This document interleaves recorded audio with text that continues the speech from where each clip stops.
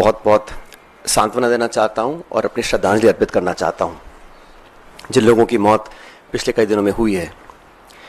दूसरा, मैं भारतीय सेना, भारतीय वायुसेना, थल सेना, हमारे सैनिकों का, हमारी फौज का जो पराक्रम और शौर्य है, मैं उसको सलाम करना चाहता हूं। और भारतीय सेना ने एक बार दोबारा दिखाया है कि वो दुनिया की सर्वोत्तम सेनाओं में से एक है। A professional armed forces that is second to none. The valour, the bravery and the professionalism of the Indian armed forces is unprecedented and second to none. पिछले 24 घंटों का जो घटनाक्रम है बहुत तेजी से बदला है और हम सबको बड़ा आश्चर्य हुआ जब सीज फायर की जो घोषणा है वो अमेरिकी राष्ट्रपति ने करी। ये शायद पहली बार हुआ है कि इस प्रकार की सीज फायर की घोषणा सोशल मीडिया के माध्यम से अमेरिका के राष्ट्रपति करते हैं। और जो उन्होंने अपने सोशल पोस्ट पर लिखा है उस पर भी हमको ध्यान देना चाहिए।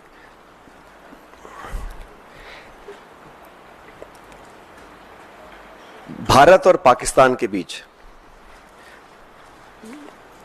जो मसला है उसका अंतर्राष्ट्रीयकरण करने का जो एक ये नया कदम हम लोगों ने देखा है, ये बहुत आश्चर्यजनक है।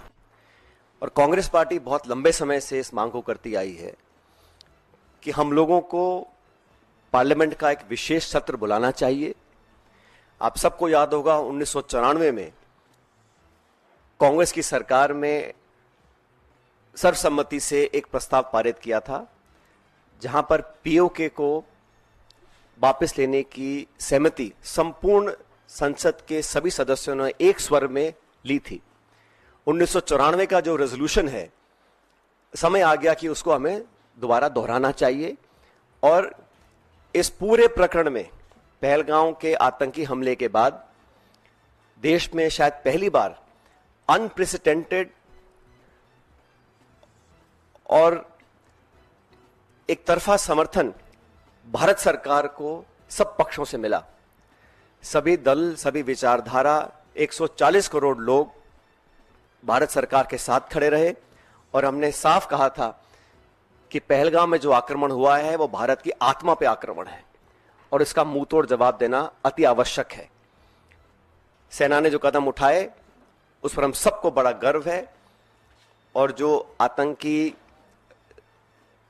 इलाकों पर, ठिकानों पर जो अटैक करा उसका हम सबको बहुत संतुष्टि इस बात की है कि हमारी भारत की सेना उस काम को कर पाई।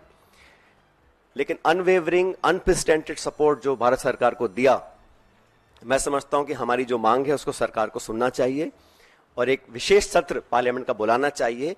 काफी चीजें उसमें डिस्कस होनी भी चाहिए और देश एकजुट है आतंकवाद के खिलाफ और पाकिस्तान के दुस्साहस के खिलाफ। यह संदेश पूरी दुनिया में जाना चाहिए। जब ये घोषणा मीडिया के माध्यम से, और मैं सिर्फ उन बातों को रखना चाहता हूं जो पब्लिक डोमेन में है, काफी कुछ ऐसी बातें हैं जो हम सबको जानकारी में नहीं है लेकिन जो पब्लिक डोमेन में है उसको देखकर लगता है कि बहुत से सवाल खड़े हुए हैं।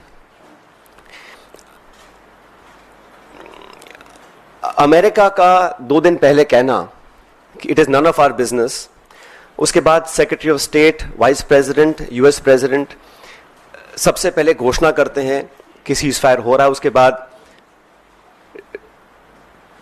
पाकिस्तान और भारत भी सीज फायर का ऐलान करते हैं। ये जो मीडिएशन है इसको क्या भारत सरकार ने एक्सेप्ट किया है और किन कंडीशंस पे इस प्रकार की घोषणा अमेरिका ने करी है, ये बहुत बड़ा सवाल है। उसमें कश्मीर का जिक्र किया गया है। सेक्रेटरी स्टेट ने बोला है कि एक न्यूट्रल साइट पर कश्मीर के मुद्दे को, और कितना गलत अमेरिका के राष्ट्रपति जी ने कहा कि हजारों साल पुराना ये मुद्दा है। वो भूल गए कि 76 साल पहले ये एक ही देश था, कोई मसला नहीं था, लेकिन उन्होंने कश्मीर के मुद्दे को उठाया और मुझे लगता है कि ये इंडिया पाकिस्तान को हाइफनेट करने की एक दोबारा कोशिश की गई है।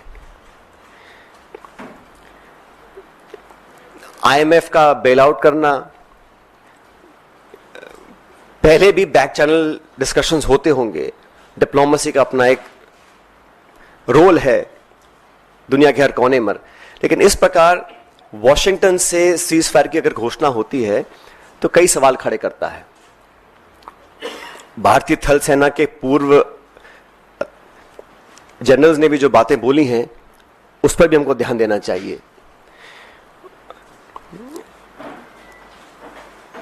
मैं मानता हूं कि सीज फायर की घोषणा के बाद जो कल बॉर्डर पर लगातार वायलेशंस हुए, गोले दागे गए, ये उस विश्वसनीयता को खत्म करता है। अगर सीज फायर हुआ है, अनाउंस हुआ है, दोनों पक्षों ने, डीजीएमओज ने बात कर कर सीज फायर की घोषणा करी है, उसके तुरंत बाद रात भर जो खबरें हमें देखने को मिली हैं उसमें निरंतर वायलेशंस हुए हैं सीज फायर के।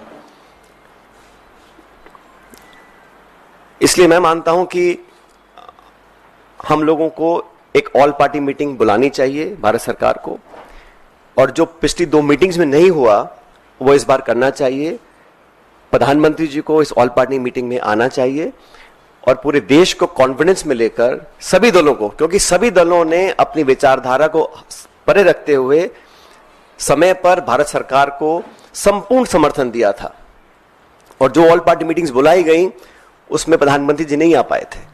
तो एक और ऑल पार्टी मीटिंग बुलानी चाहिए जिसमें वो सबको कॉन्फिडेंस मिले, सब पॉलिटिकल पार्टीज को और देश को कॉन्फिडेंस मिले कि सीज फायर हुआ है, किन शर्तों पर हुआ है, और अगर सीज फायर की घोषणा के तुरंत बाद रात भर पाकिस्तान गोलाबारी कर रहा है, सरहद पर मोटर फायर कर रहा है, तो उनकी विश्वसनीयता पर कब तक विश्वास किया जा सकता है, और क्या गारंटीज हैं कि भविष्य में इस प्रकार की घटना को अंजाम नहीं दिया जाएगा।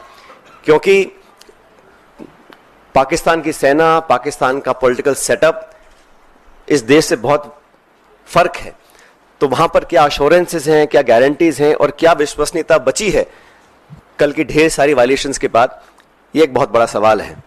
1971 में भी जब युद्ध छिड़ा था तो अमेरिका ने कहा था कि हम बे ऑफ बंगाल में अपना 7वां बेड़ा भेज रहे हैं, we will deploy the 7th fleet, that's what the Americans said.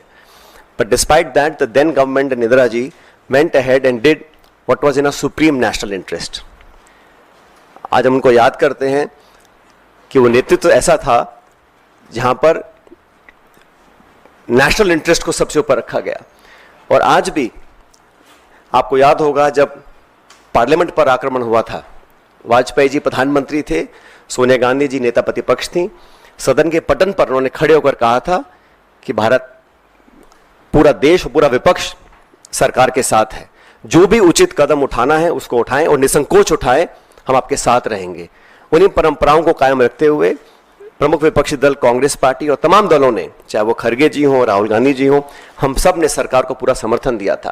लेकिन इस प्रकार जो सीज फायर की घोषणा अमेरिकी राष्ट्रपति करते हैं, कुछ घंटे के बाद उसको वेरीफाई पाकिस्तान और इंडिया करते हैं, तो कहीं ना कहीं इस कश्मीर मुद्दे पर भी जो स्टेटमेंट्स आए अमेरिका की तरफ से, उस पर सरकार को अपना पक्ष रखना चाहिए, क्योंकि ये बायलैटरल इशू है। इसका अंतर्राष्ट्रीयकरण करने की जो कोशिश की जा रही है इस पूरे प्रकरण के माध्यम से, मैं उसको ठीक नहीं समझता हूं।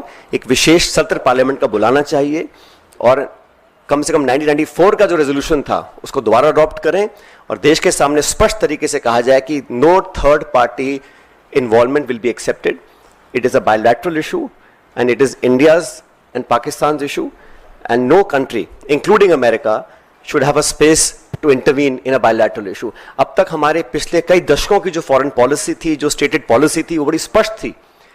उसमें कहीं मीडिएशन का, नेगोशिएशंस का, थर्ड पार्टी इन्वॉल्वमेंट का कोई स्कोप ही नहीं था, चाहे कोई प्रधानमंत्री हो, कोई सरकार हो। लेकिन जो अमेरिका का स्टेटमेंट आया है उस पर इन सारी चीजों के ऊपर एक सवाल उठना लाजमी बनता है।